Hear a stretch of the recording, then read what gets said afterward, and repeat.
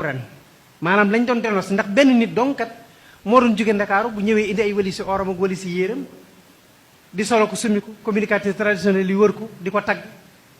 caméraman yi di caméra di jël di dugal ci réseau yi nga indi say photographe ñu di la photo boo wëlbati ko ñu photo boo reyee ñu photo boo joxañee ñu photo loo def ñu photo dugalal la ci réseaux sociaux yi kenn nit a ko fi doon def waaye gis gi ñu gis ne ñi ko war a ñu war a wax ak moom waxuñoo ak moom ñu jàpp ne kon li muy def nii dara nekku ci ayul loola moo tax tey jii yeneen i jigéen roy nañ ko ci am na yeneen i jigéen yoo xam ne tey tabax nañ seen kër fii ci dëkk bi màggal si ne ñëpp bi ñu ñëw indi seen valise yére indi seen valise or ne kenn du ma ko dàq nga xam ne dem nañ ba gone dëkk bi ñu déggee ñu ne diwa ngi fi parce que ci réseaux sociaux yi la ñuy gisee lépp ñoom ñépp ñoom gone dëkk bi daw taxaw ci buntu këram di fa sibile muy jooy naan man xamul lu ma defal Sëriñ Tuubaa ba mu fayee ma lii subhanallah loo ko defal nga ne ci sa biir yi mbokk ñuy tawat mënuñoo faju subhanallah la ilaha illallah ci sa biir yi mbokk ñu xam ci ñoo xam ne seen loxo jotul seen ginnaaw amaana bu ñu añee duñu reer nga ne ci seen biir di indi ay walisi or